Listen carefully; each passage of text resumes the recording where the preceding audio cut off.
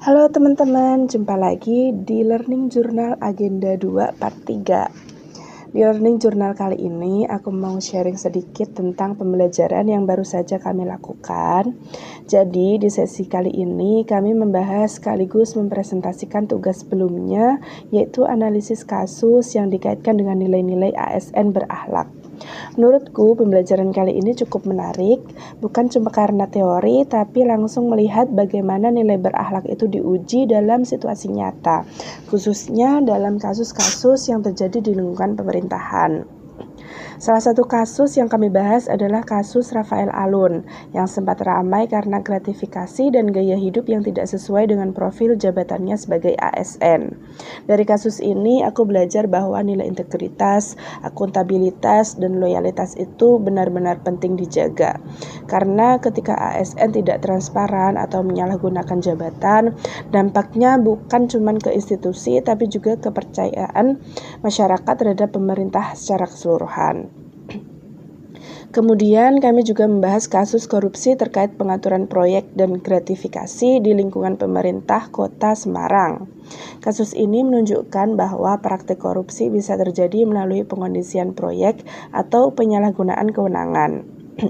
Dari situ aku makin sadar bahwa nilai akuntabel, kompeten, dan kolaboratif itu seharusnya dijalankan secara benar, bukan justru dimanfaatkan untuk kepentingan pribadi atau kelompok.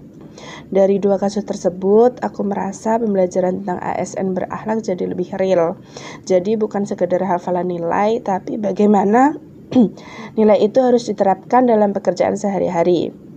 Misalnya berorientasi pelayanan berarti kita benar-benar bekerja untuk kepentingan masyarakat, bukan kepentingan pribadi. Kemudian akuntabel artinya berani bertanggung jawab atas setiap keputusan dan pekerjaan yang kita lakukan. Selain itu, aku juga belajar bahwa lingkungan kerja dan sistem pengawasan itu sangat berpengaruh.